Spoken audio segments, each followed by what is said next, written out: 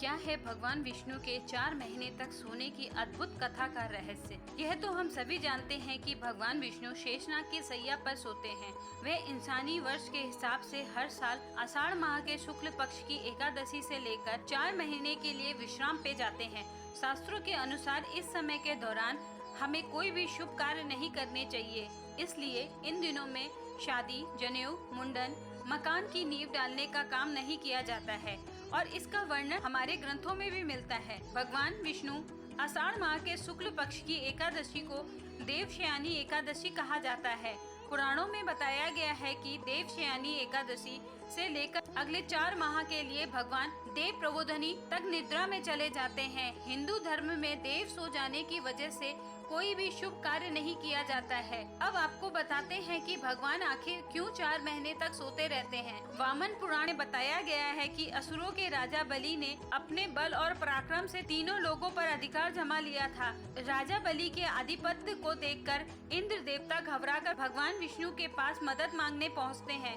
तब भगवान विष्णु वामन अवतार लेकर राजा बलि से भिक्षा मांगने पहुंचते हैं। वामन भगवान ने बलि से भिक्षा में 3 पग भूमि मांगी। पहले और दूसरे पग में भगवान ने धरती और आकाश को नाप लिया। अब तीसरे पग रखने के लिए कुछ नहीं बचा तो राजा बलि ने कहा कि तीसरा पग आप मेरे सर पे रख दें। भगवान विष्णु ने वामन अवतार में अपने 3 पग रखकर इंद्र देवता की चिंता को दूर कर दिया, लेकिन साथ ही वह राजा बलि के दान धर्म से बहुत प्रसन्न हुए। उन्होंने राजा बलि से वरदान मांगने को कहा तो बलि ने भगवान विष्णु से उनके साथ पाताल में बसने का वर मांग लिया। बलि की इच्छा पूर्ति के लिए भगवान को उनके साथ पाताल जाना पड़ा। भगवान विष्णु के पाताल जाने के बाद सभी देवतागण और माता लक्ष्मी चिंता में पड़ गए।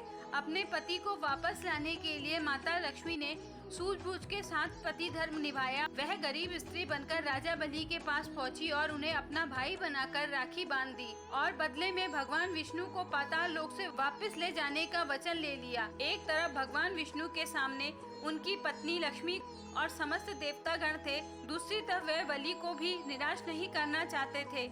उन्होंने राजा बलि को वरदान दिया कि वह आषाढ़ शुक्ल पक्ष की एकादशी से कार्तिक शुक्ल पक्ष की एकादशी तक पाताल लोक में वास करेंगे। पाताल लोक में उनके रहने की इस अवधि को योग निद्रा माना जाता है। उसके बाद कार्तिक मास की देव उठानी एकादशी के बाद भगवान नींद से जागते हैं और फिर सभी शुभ कार्य का आरंभ होता है। आप सभी का बहुत बहुत धन्यवाद भगवान से जुड़ी इस कथा को सुनने के लिए। अगर आपको मेरे यह वीडियो पसंद आ रहे हैं तो कृपया करके मेरे चैनल को सब्सक्राइब करें।